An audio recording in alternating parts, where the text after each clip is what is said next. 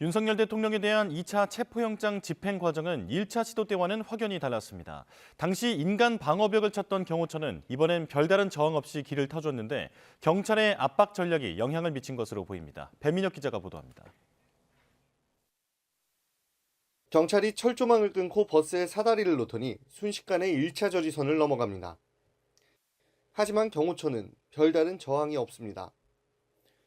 1차 영장 집행 당시 경호처 직원들이 방어벽을 치고 몸싸움을 벌이며 한참 동안 대치했던 것과는 확연히 다른 모습입니다. 이후 대규모 경찰 병력이 경내에 진입해 이동하는 과정에서도 경호처 직원들의 저지는 없었습니다. 어마어마하게 왔네. 어마어마하게 왔어. 이전에는 경호처의 극렬한 저항 속에 5시간 만에 철수해야 했던 것과는 대조적인데 결국 공수처와 경찰은 2차 저지선과 3차 저지선까지 무리 없이 통과하며 윤석열 대통령을 체포했습니다.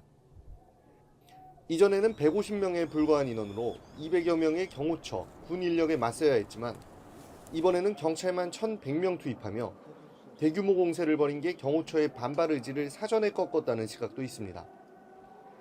특히 강경파 수뇌부를 압박하며 협조하는 경호처 직원은 선처하겠다고 강조한 경찰의 강온 전략이 통했다는 분석도 있습니다. 영장 집행 방해 시 특수공무 집행 방해 등으로 형사처벌되고 공무원 자격 상실 가능성이 있다는 등의 경고도 강경파 수뇌부 체제가 흔들린 배경으로 보입니다. 다만 경찰은 체포영장이 발부된 김성훈 경호처 차장과 이광우 경호본부장을 체포하지는 않았습니다.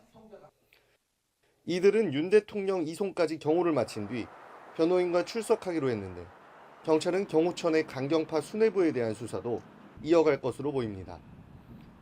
YTN 배민혁입니다. 경찰의 압박과 함께 내부 동요도 경호처 대응 변화에 한몫했습니다. 강경파 지휘부에 대한 불신이 커지며 직원들이 적극적으로 관저 수성에 나서지 않은 것으로 보입니다. 신윤정 기자가 보도합니다. 대통령 경호처는 2차 체포영장 집행이 임박하자 사전 승인 없는 위법한 출입은 경호 업무 지침대로 대응하겠다며 막아서겠다는 의지를 밝혔습니다. 그러나 실제 집행이 시작되자 대다수 경호관은 관저 대기동에 머물거나 휴가를 쓰는 방식으로 지휘부 방침에 따르지 않았습니다. 이런 대응의 변화는 먼저 체포영장과 관련한 각종 위법성 논란이 일정 부분 해소된 데 따른 것으로 보입니다. 지난 3일 1차 집행 때는 공수처 관할이 아닌 서울 서부지방법원에서 형사소송법 적용 예외 조항이 담긴 영장을 발급받아 위헌성 논란이 제기됐습니다. 편법, 위법 논란 위에서 진행되는 체포영장 집행에 대해 응한다는 것은 대통령 경호를 포기하는 것이자 하지만 이후 법원에서 윤 대통령 측의 체포영장 집행 이의 신청을 기각하고 법원 행정처장의 발언까지 이어지며 논란이 한풀 꺾였습니다. 110조 적용 여부에 대해서는 당시 영장 판사는 주류적인 견해를 따른 것으로 보입니다. 온건파로 알려진 박종준 전 처장이 사퇴하고 직무를 대행한 김성훈 차장이 강경 대응을 주문한 것이 오히려 반발을 불러왔다는 분석도 있습니다. 무력 사용까지 거론하자 일부 간부들은 공개적으로 김 차장에 대해 사퇴 요구까지 한 것으로 알려졌습니다. 수면 아래에서는 부글부글 끓고 있죠. 그러니까 일부 수뇌부들에 대해서 지금 벌이는 이 망언과 행동에 대해서 굉장히 불만이 많다는 겁니다.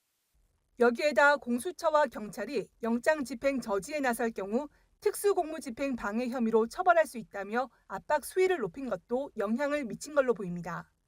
결국 복합적 이유가 겹치며 지휘부 지시에 반기를 든 셈인데 이에 대한 평가와 별개로 경호처 조직을 추스르는 데는 시간이 걸릴 전망입니다. YTN 신윤정입니다.